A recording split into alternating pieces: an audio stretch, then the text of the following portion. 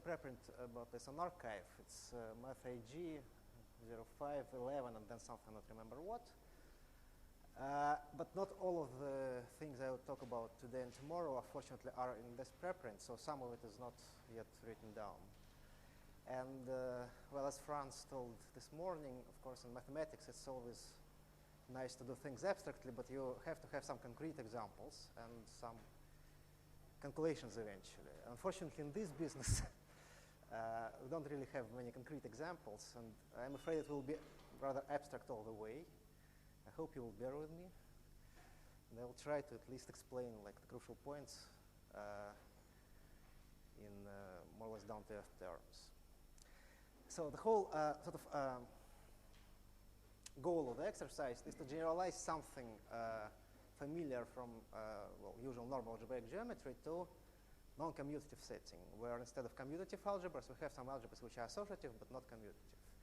But before doing that, of course, I should remind you about the commutative things which I want to generalize. So, the setting is like follows. We have some x, which is just a smooth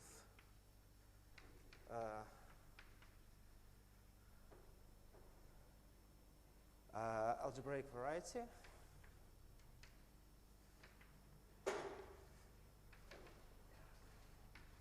Or some field k for now of characteristic 0.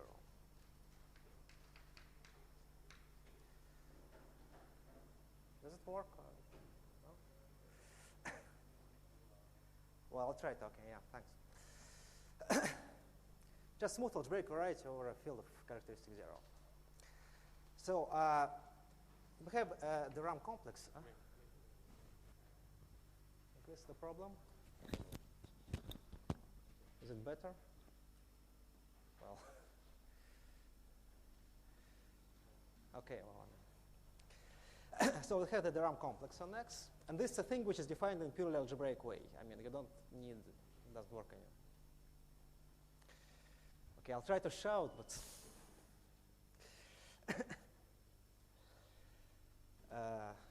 so this is the RAM complex. We can consider the sort of hyperhomology groups of X with coefficients in this de Rham complex.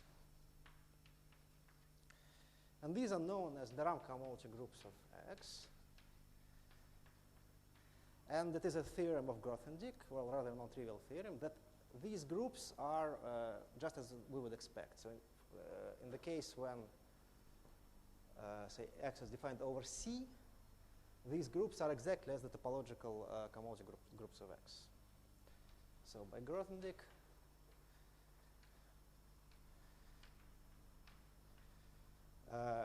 these are, well, let's say, reasonable homology groups.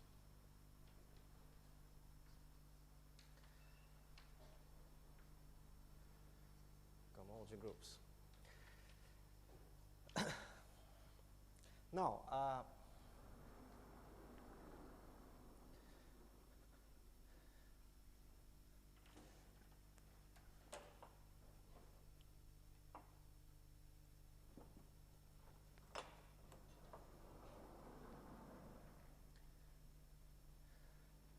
when we have a complex like that, we can consider what is called a stupid filtration on it. And we obtain a certain spectral sequence which converges to the de Rham homology group. And it's called Hodge to de Rham spectral sequence. So it starts with say, HP of X with coefficients in omega Q. And it converges to the Rham homology groups. So the main sort of theorem of Hodge theory, in the way formulated by Deligne, is the following. So assume that X is proper. Then which to the RAM spectral sequence degenerates.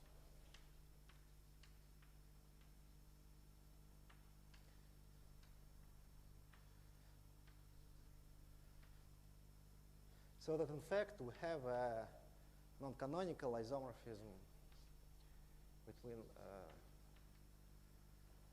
say,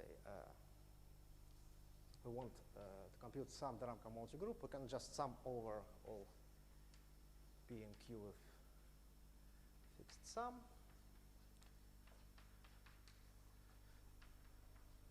And this is isomorphic to just de Rham cohomology group.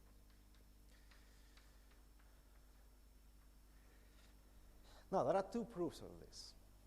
One is actually not a proof of this. This is a well-known and standard analytic Hodge theory developed in the 50s and the 60s, which actually gives you much more structure of the cohomology groups. For instance, there is some complex conjugation action on it, and there is not just some spectral sequence, but completely canonical decomposition of this type, and all sorts of other structures.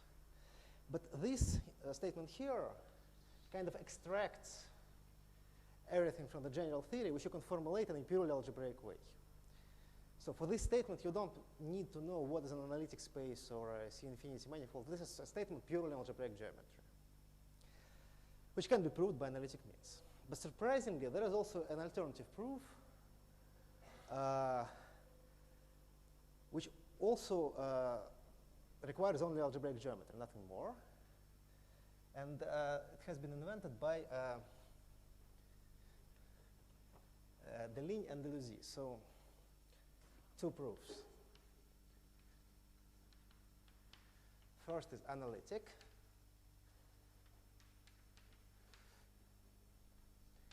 And second is the method of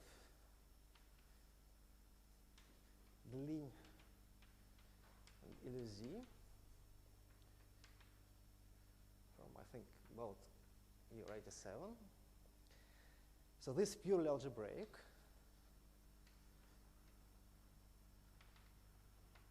And uses reduction to positive characteristic.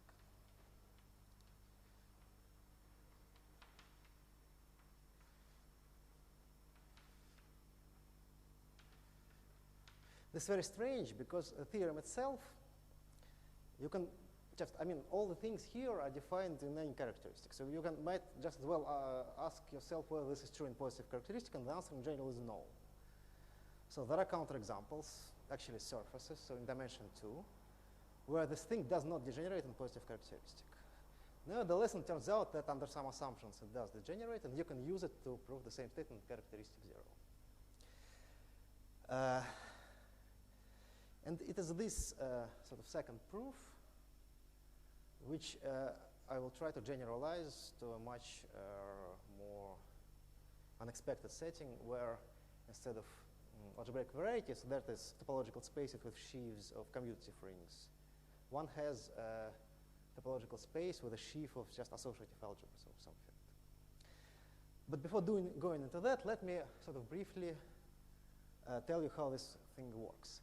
There is a very nice paper. The paper of Kaledin and Deleuze in Invenciones in 1987. It's only 15 pages long. It's really quite a pleasure to read and understand it. I recommend it highly to everyone. There was an earlier proof by Faltings, which was more complicated. And even before that, in the work on crystalline cohomology, there was some proofs also. And then sort of the story developed backwards. So people took a very complicated thing and then threw away all the unnecessary parts of it. And the result is really a pleasure. So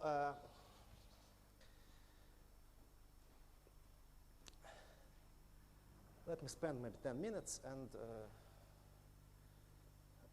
tell you the main parts of it. So first of all, they assume that we're given some variety which is defined not over a field of purely characteristic 0, but defined over the Witt vectors ring of some field of characteristic P. Perfect, or in fact, let's assume it's just a finite field. So K is a finite field of positive characteristic P. And now let me assume for a moment the following thing. So when you have such a variety, and by variety I mean a smooth, flat and smooth scheme, I can consider a special fiber. So this is the special fiber. And this is a algebraic variety over a field of characteristic P. So of course we have a Frobenius map on X.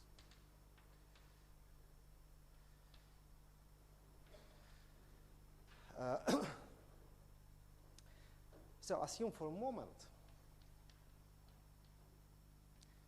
that this map is actually lifted to some endomorphism of X tilde.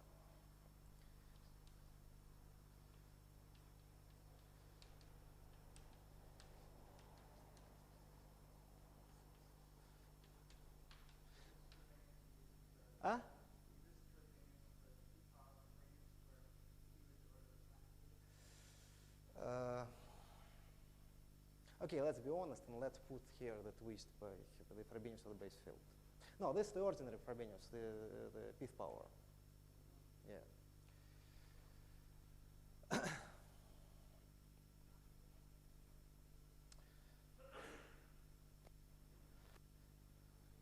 Or maybe even better, let's just take here the absolute Frobenius. Just, I mean, map identical on.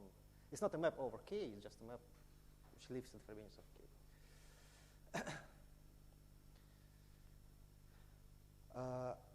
And this Frobenius is lifted to some map of X tilde to itself. Now, this is a very strong assumption. I mean, usually if you take some, for instance, compact algebraic variety in characteristic P, you cannot normally lift a Frobenius to such information. But for the moment, let's assume this.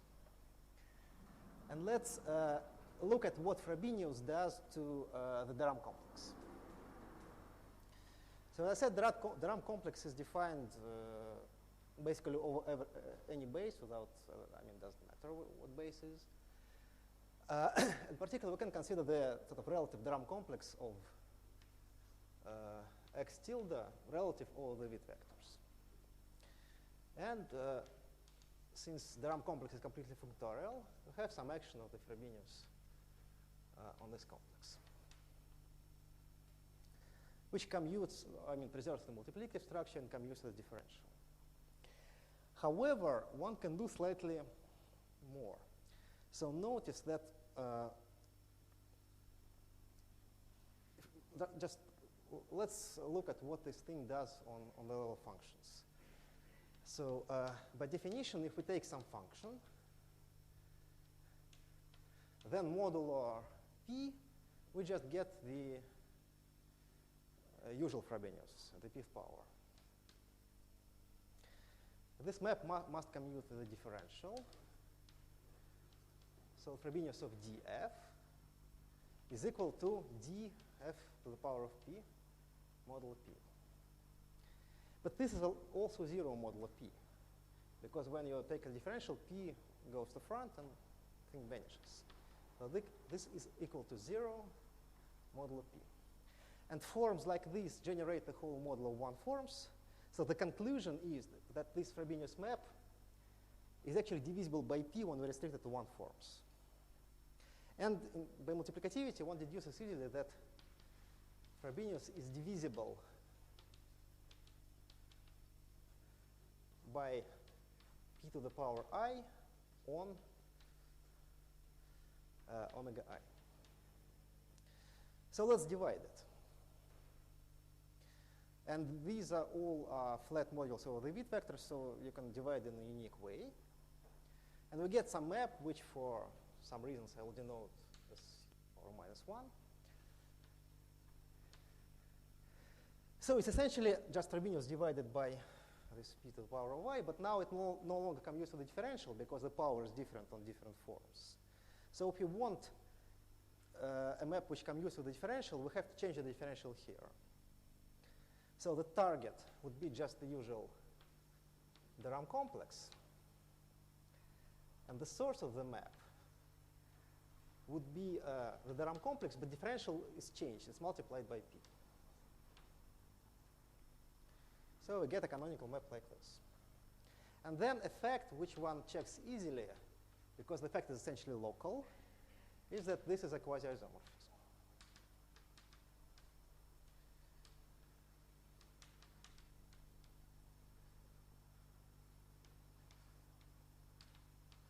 So the map is well defined. If you want to check whether it's a quasi-isomorphism or not, you can restrict to a formal neighborhood of any point, and then it becomes just a computation about the algebra of formal power series, which is very easy. So now let's reduce this thing back to characteristic P. In characteristic P, we get a quasi-isomorphism. So the target is again just the Deram complex of xk. And the source now, so we have forms, but the differential becomes 0. So the source is just a complex of trivial differential, just sum over all I of all I placed in degree I.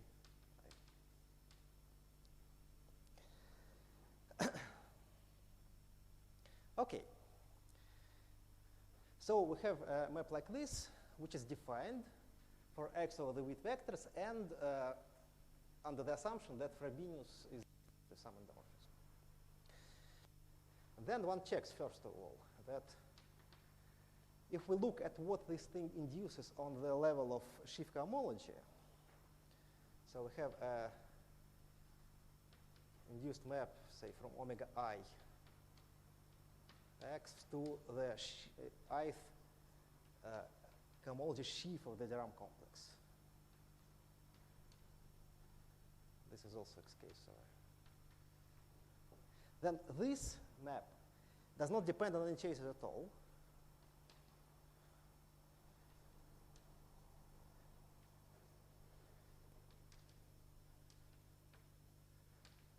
Band of chases. And in fact, this map has been known for a long time. It's the inverse to the so-called Cartier isomorphism invented by Cartier 50 years ago. And this explains the notation. I mean, the Cartier isomorphism usually denoted by C, and this is the inverse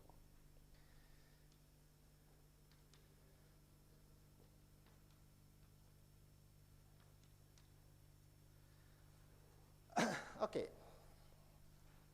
But this is not all. Should I erase that?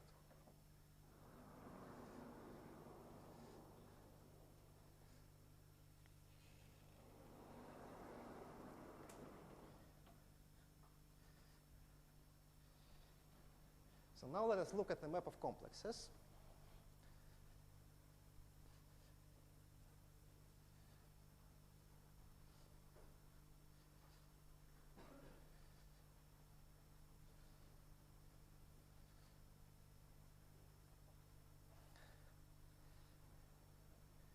And there the claim is as follows. So, in fact, so the map of complexes does depend on some of the choices, but not on all of them. So this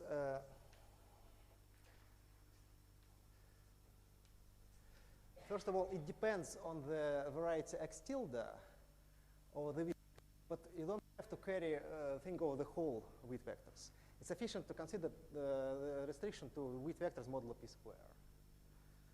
So it depends only on x tilde sort of tensor.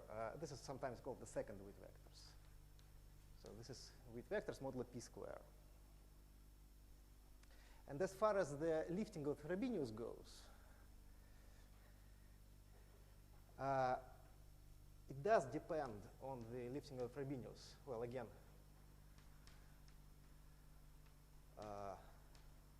modulo p square, but only up to a canonical homotopy. So if you have two choices of this lifting, now the corresponding maps are related by a completely canonical homotopy. Chain homotopy in the sense of maps of chain complexes.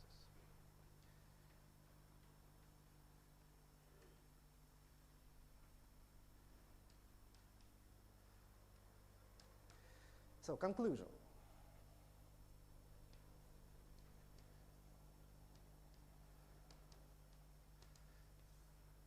Assume given now some x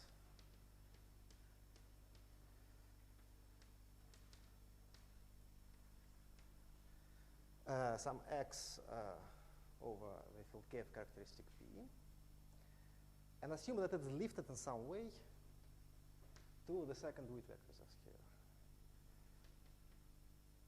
So it's lifted to a smooth scheme over the second weight vectors.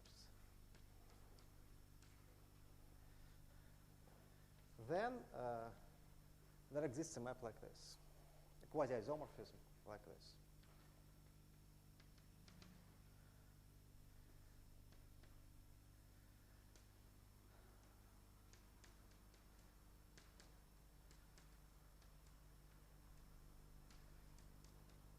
And the proof is really straightforward. I mean, this X might be very complicated, but we can cover it by a fine open subsets.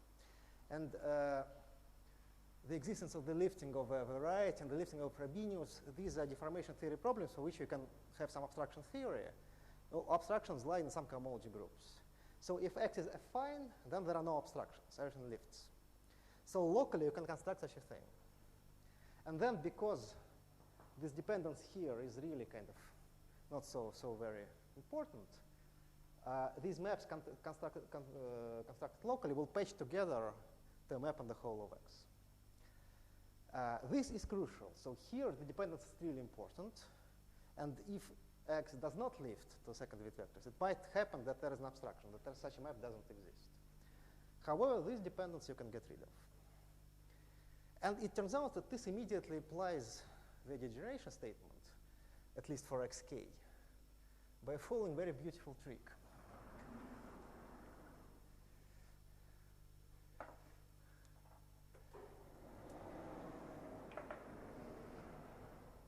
So we have the spectral sequence which you have to analyze, which starts from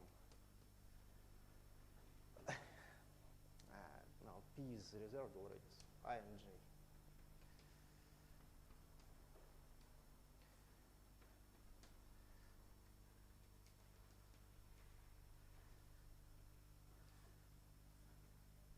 So this is the Hochschild-Ram spectral sequence.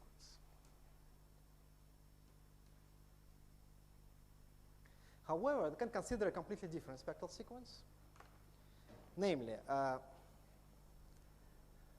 Ram cohomology here is by definition hypercohomology of X with coefficients in some complex. And as usual, there is a very standard spectral sequence which starts with sort of local to global spectral sequence. So it starts with Hi of X with coefficients in the sheaf cohomology.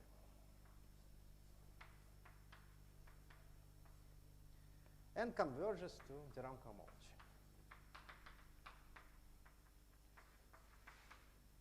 So this local to global spectral sequence. And now by using the Cartier isomorphism, these things here we can identify as also sheaves of forms.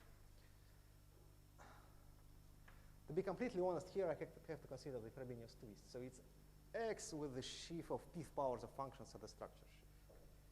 But this doesn't affect the argument.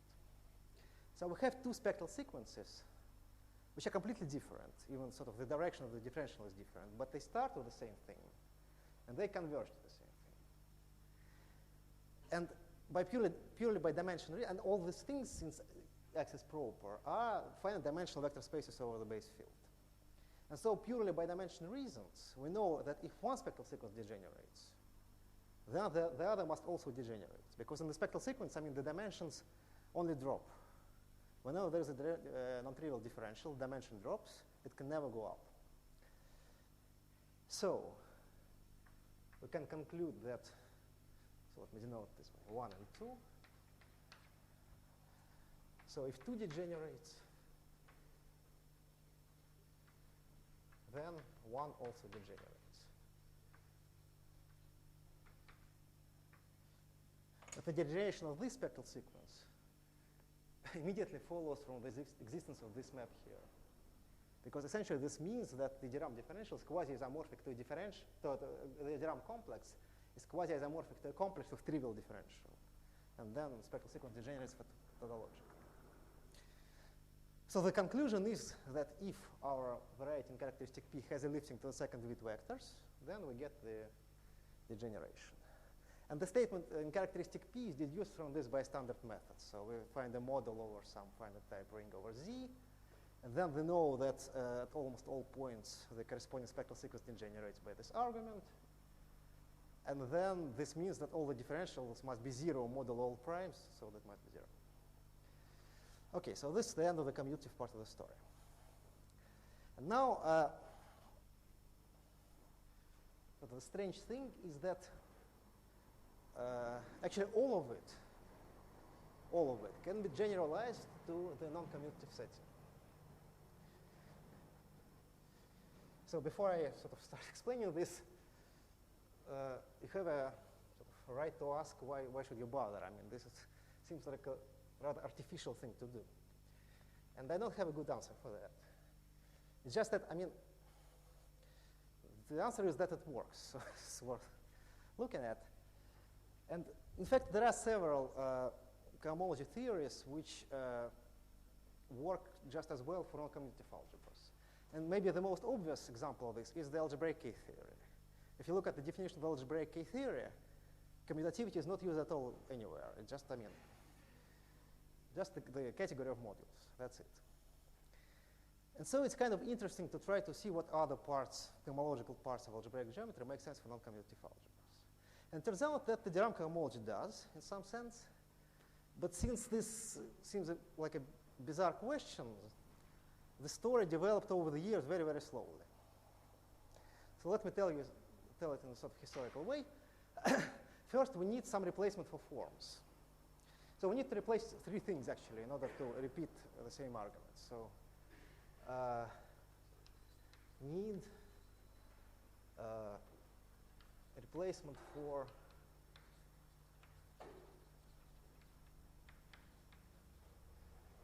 differential forms.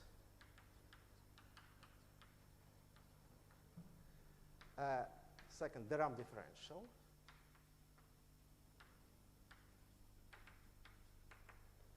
Once we get this and this, we can reasonably well expect to be able to state the spectral sequence and state a conjecture about its degeneration. And to repeat the proof, we also need this characteristic P machinery, and the most important thing is the Cartier isomorphism. So this is known since 1962, I think. This is known since 1982.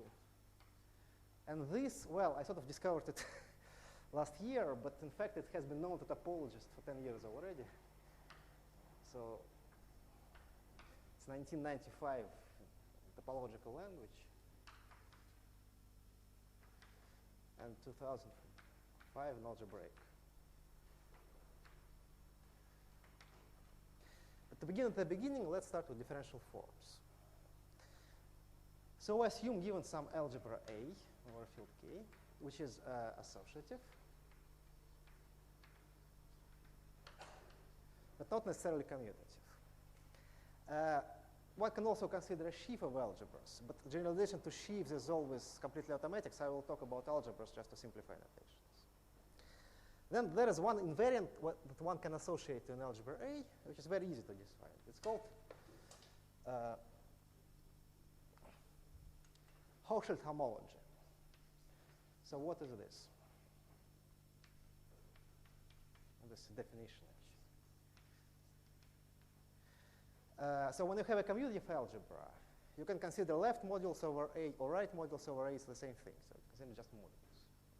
If the algebra is not necessarily commutative, then you can consider left modules, you can consider right modules, and you can also consider what is called bimodules.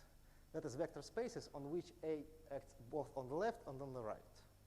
So A bimodules, it's also in a Abelian category. Or equivalently, you can say that these are left modules over A times the opposite algebra.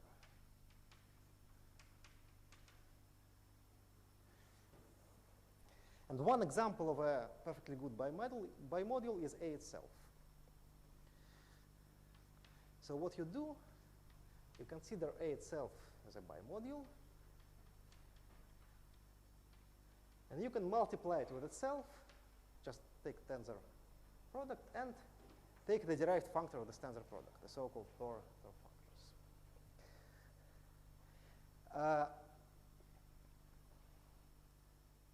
It's important to realize that this is a very non-trivial operation even when A is commutative. Because in the commutative case, if we consider A as a module over itself, then of course it's flat, so there are no higher term modules. But if we consider A as a bimodule, then in the geometric setting where we have some spectrum A, then bimodules are actually sheaves on X cross X. And A itself is the structure sheaf of the diagonal, which is a close variety. So when you take the structure sheaf of the diagonal and take its store with itself, this is of course very non-trivial. But it is known, at least in the case when X is smooth,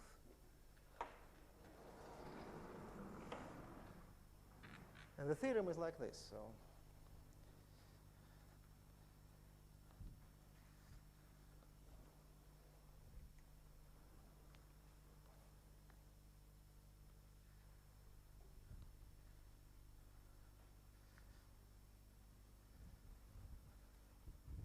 theorem by Hochschild, Constant, and Rosenberg.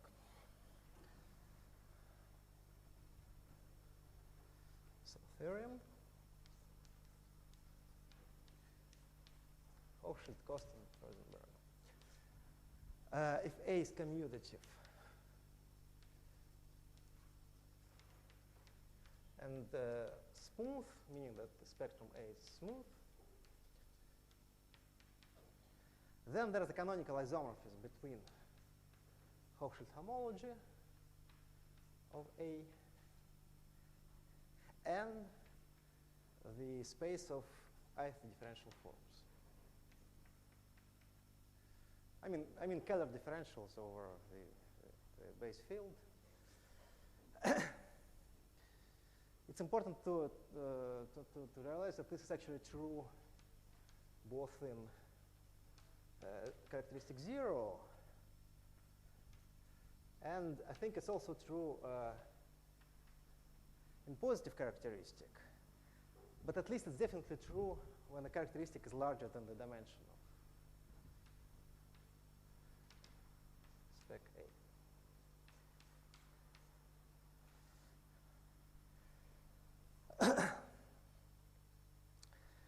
I mean, the proof is not difficult. You just basically consider the diagonal, and you resolve the structure sheaf by sort of a Cauchy complex. This gives you this answer. Okay. So motivated by this, in general, we treat Hochschild homology classes as a sort of non-commutative replacement for differential forms. Now, as for the Ram differential, this had to wait for 20 years or so. And then it was discovered by the Ram differential.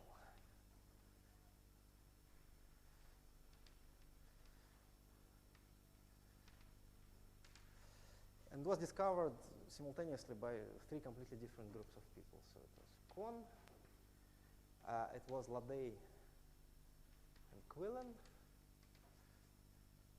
and it was also Tsivin and Fagin in Moscow.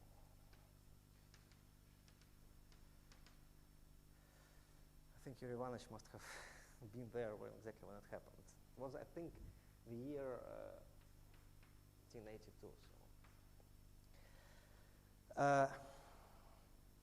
So what these people define is some sort of another invariant of an associative algebra, which is called cyclic homology, or sometimes it's also called additive K-theory and denoted as K plus of A.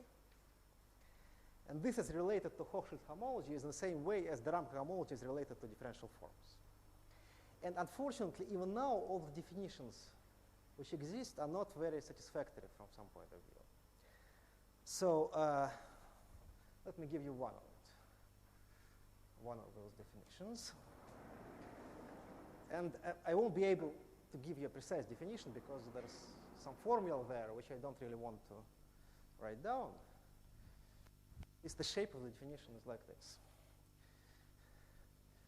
So we need some concrete interpretation of Hochschild homology for this definition, meaning that when you compute the torus, you generally take a flat resolution and then multiply. And you can take any flat resolution you like. But there is one particular flat resolution which exists for any associative algebra and is completely functorial. So we use bar, it's called the bar resolution. So we use bar resolution to compute Hochschild homology. And this gives us an answer in the form of an explicit complex whose terms are tensor powers of A. So it's A tensor A, 2 times, A tensor A, 3 times, and so on. And there is some explicit differential, which you can compute by yourself. So it's called the Hochschild differential. And I don't reproduce it here because I will never need the precise formula. Now, what these people discovered, in some sense, is that you can do the following thing. You can repeat this complex several times with a shift. So you take the whole thing, then you shift it to the left and downwards. And then you do it again and again and again, up to infinity. And then it turns out that you can write down a different differential also by explicit formula, which goes in the horizontal direction. So that the whole thing commutes. This is known as Kohn differential.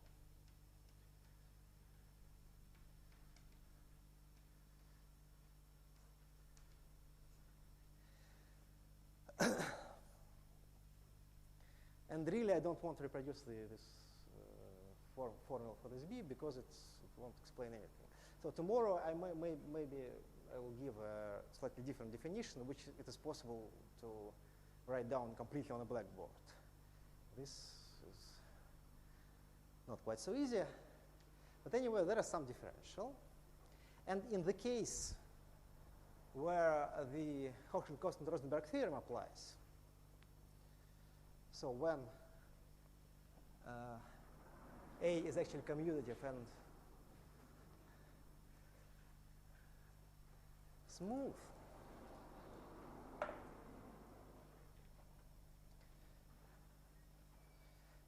then let's see what we have here. So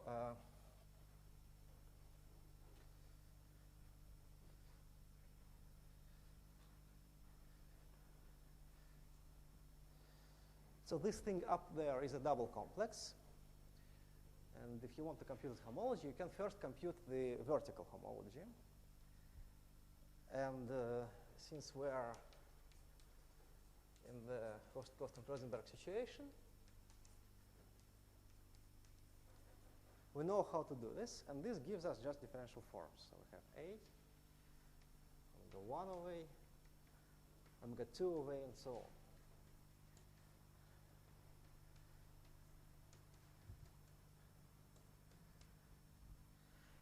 And we have some differential used by that differential B here.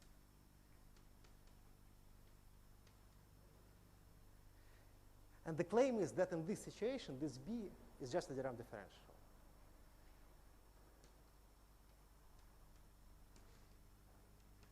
It's just the usual de Rham differential for commutative algebra A.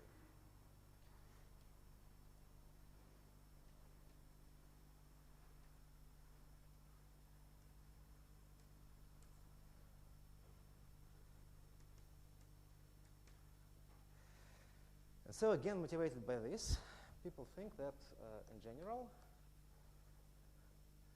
this differential B is a good replacement for the de Rham differential. And the whole thing, one can think of as a certain generalization of the de Rham homology. Well, I mean, this motivated by, it sounds pretty weak. In fact, one can say more. Namely, based on the analogy with the algebraic K theory.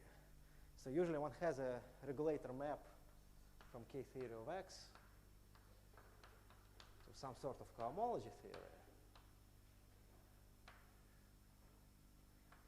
And this fact generalizes to the non-commutative setting. So we have a map from K theory of algebra A.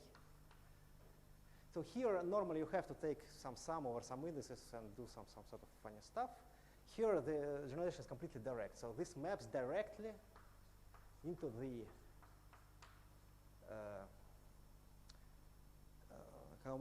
cohomology of the total complex of that bicomplex up there, which is called the cyclic homology. So this is the cyclic homology. And so as you see that if we compute it for commutative algebra, then it's almost the same as the de Rham cohomology, except that it's the de Rham cohomology repeated several times, repeated infinite number of times. To make the analogy even better, one can introduce a version of cyclic homology which is called periodic cyclic homology. So this whole bicomplex computes cyclic homology. But what you can do, you can also extend this picture to the right. So here we only shifted to the left and downwards. We can also shift to the right and upwards.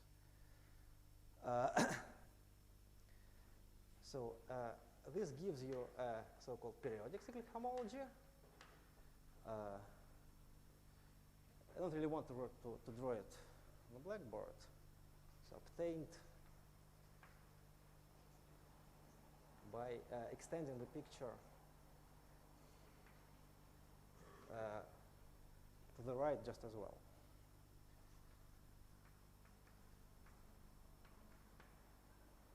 And then,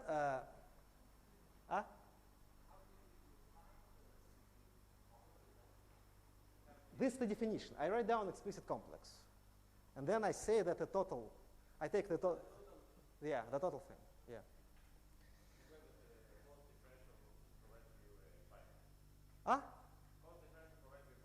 Right. We have a vertical differential, which is just a Hochschild differential. We have a cone differential, which commutes. So we have a bicomplex. We can take the total complex. And if we repeat it to the right, then we get a periodic thing. And in the smooth commutative situation,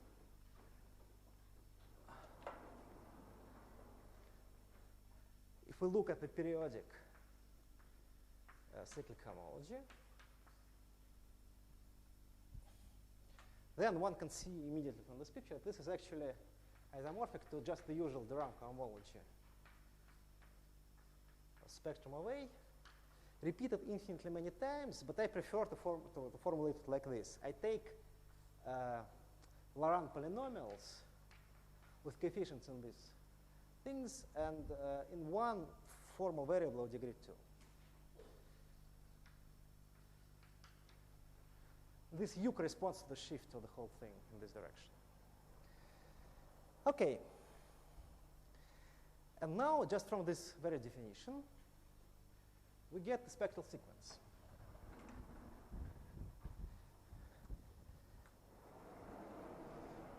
And we do it essentially in exactly the same way as in the commutative case. We take that bicomplex there and take the sort of stupid filtration in the horizontal direction. Or alternatively, this is called this is one of the standard spectral sequences associated with a bicomplex.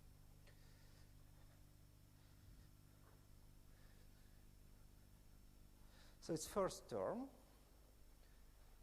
What is the first term? The first term is obtained by just erasing the horizontal differential. So it's basically a Hochschild homology repeated many times. This is a non-commutative version of the Hodge to de Rham spectral sequence.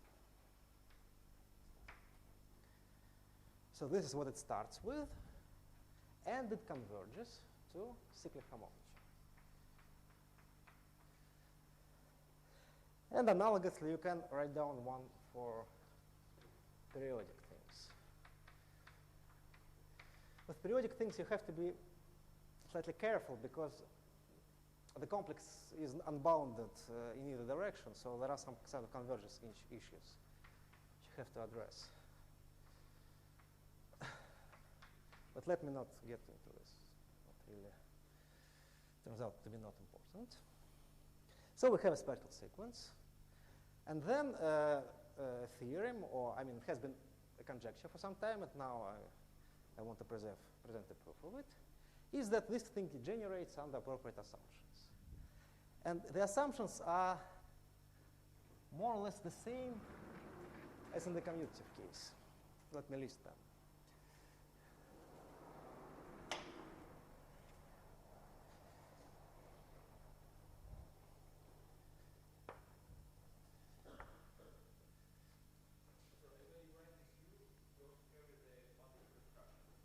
There is no multiplicative structure. No. Yeah, I said that these things work equally well for commutative and non-commutative case, but one crucial difference is that multiplication of forms has no meaning for non-commutative things. So these Hochschild homology groups are just groups of vector spaces, but they are not A modules. There is no multiplication. For multiplication, you really need to have a commutative algebra.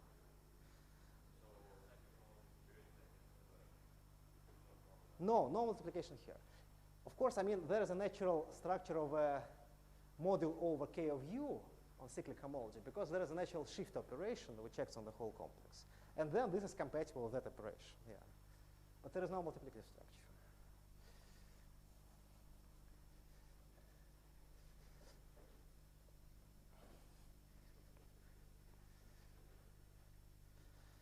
Okay, so theorem.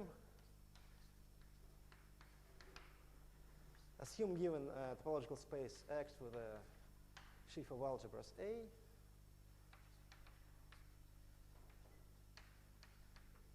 sheaf of associative algebras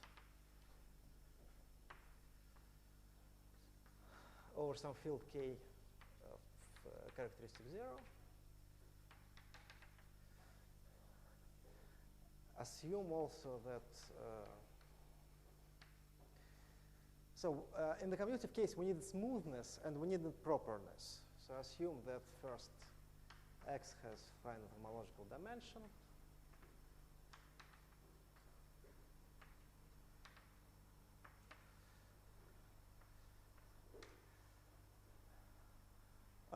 This is just sort of a basic assumption. Then now assume that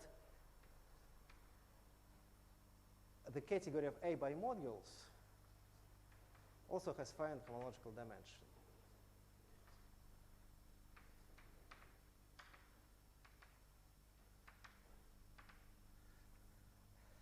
And this is analogous to smoothness because there is a famous theorem of Serre which says that when we have a local ring or a general commutative Noetherian ring, then it has finite homological dimension if it only if it's regular.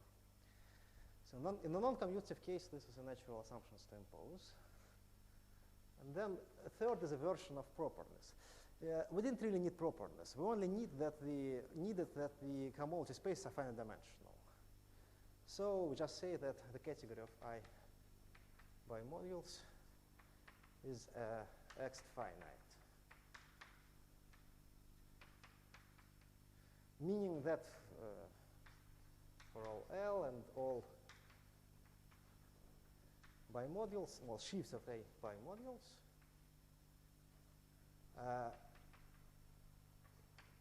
the alpha X group from M to N is finite dimensional over the base field.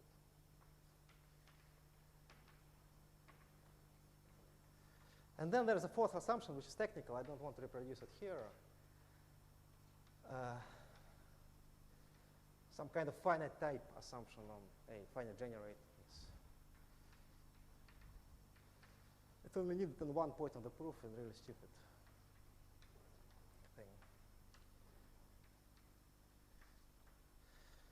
Assumption. So these are the assumptions, and sort of the conclusion is then that then the Cauchy-Darrow spectral sequence degenerates.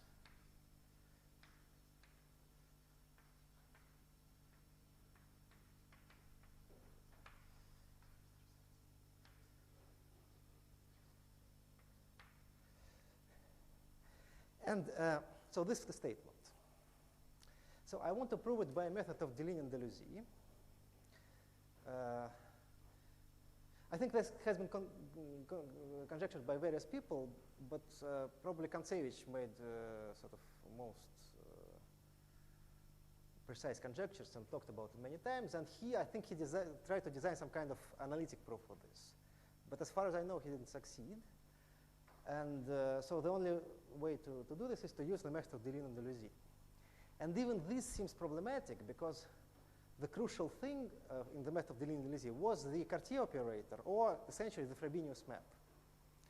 But if you take an algebra which is associative but not commutative, there is obviously no Frobenius map.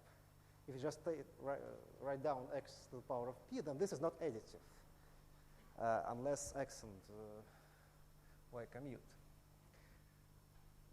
Nevertheless, it turns out that some version of Frobenius map exists if we pass to Hochschild homology. And this is the main ingredient in the proof. So let me state today very precisely what kind of Cartier map we have. And then tomorrow I will try to explain how to construct it. So today I give the formulation, and then tomorrow I will try to explain the construction as far as I know.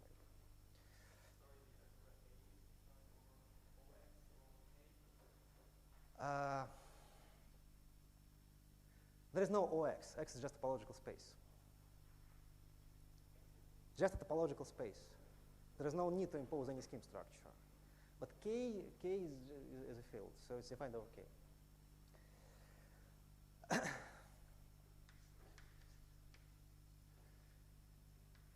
And in fact, so now I'll state a theorem about the Cartier isomorphism, and the deduction of the degeneration result from this is very straightforward.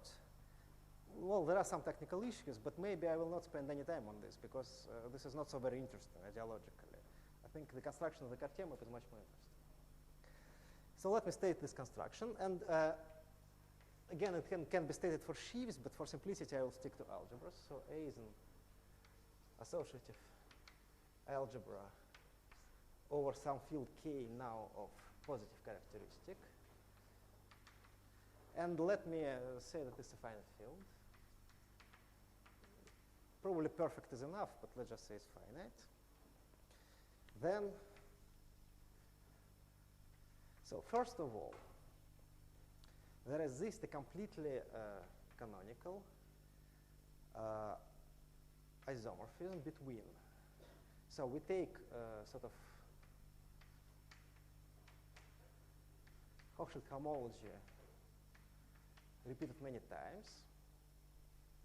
This is certain complex, and we take some ith homology of this complex. And this is isomorphic to ith periodic cyclic homology of A. I mean, you can write this down as a sum of Hochschild homologies of various degrees. So there is a completely canonical map of this type. Second, now we want to lift it to a map of complexes. This is what we had in the commutative case, and this was crucial for the degeneration. So ideally, one would like to have a map just on the level of complexes, right? Sorry, here should be dot. The index is here.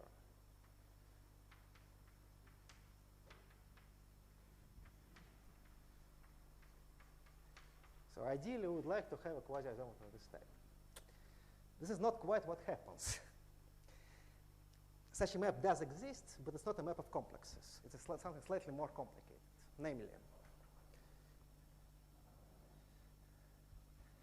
recall that so complexes are essentially objects of the derived category of vector spaces, which is a very trivial thing, right? Some simple category. So have a derived category of K vector space. And this is naturally embedded into a much more non-trivial triangulated category, which is the stable homotopy category. Here, surprisingly, we really need to go to things which come from algebraic topology. And this is completely unavoidable. This is essential for the business. This really happens. And this category is much, much larger. For instance, if we take just the trivial complex, just k sitting in degree 0, then here there are no x from k to itself, of course. But here, so let me denote this by I low prime. And sort of x group from this thing to itself in this stable homotopy category is denoted by st of k. And this is known as the standard algebra. This is a very large algebra. It is known. I mean, it has been completely computed, but it's rather large. And so on. So we really get more x's here. So what really happens is that we really have a canonical, completely canonical map C, but we have to treat these things not as vector spaces or complexes, but as spectra. So we have to go to this homotopy category.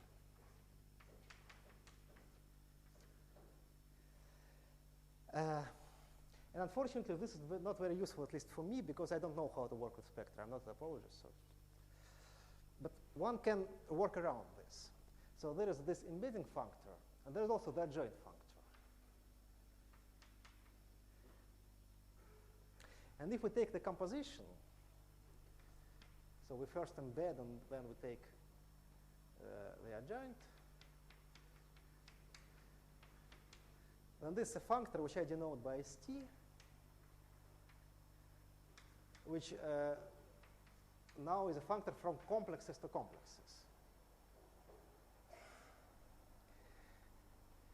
So here we don't need any spectra anymore. We just need this functor. And it turns out that there is an explicit model for this, which I will use.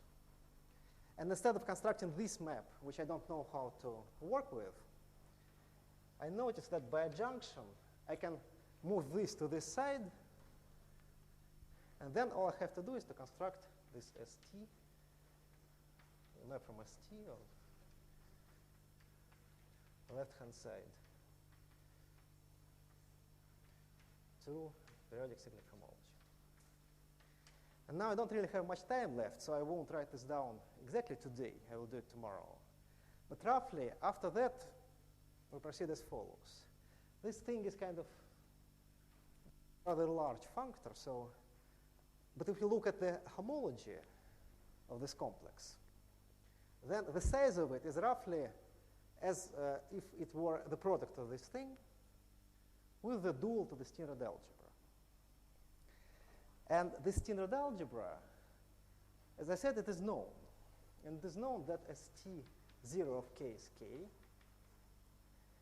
st1 of k is also k, and then there is nothing up to degree, I think, to p minus 1. Well, some degree which depends on p linearly, which is also k, and so on. And what I'm going to use for my degeneration statement, I'm going to use that my A has finite homological dimension, and I want to require that my P is very, very large, larger than this dimension. And then this map here from this rather large thing actually factors through the quotient, which removes everything here. And the remainder is almost Hochschild homology, but not quite. It's Hochschild homology repeated twice, because we have k here and k in degree 1.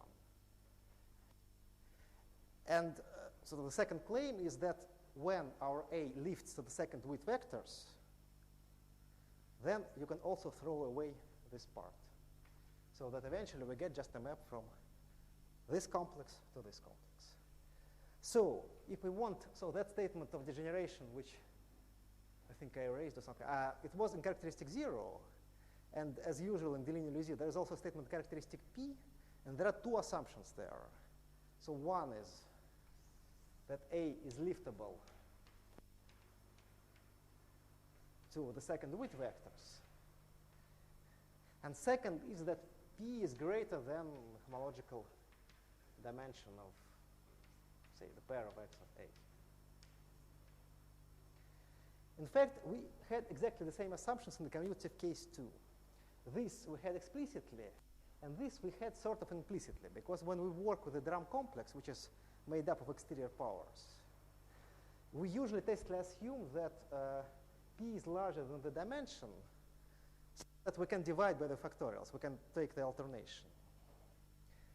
But in the case, this seemed like a very unnatural assumption, sort of technical assumption. But it turns out that this is really important, and this really survives in complete generality. So these two assumptions are really necessary for the proof to hold. OK, I think this is it for today. So tomorrow I'll give you the construction.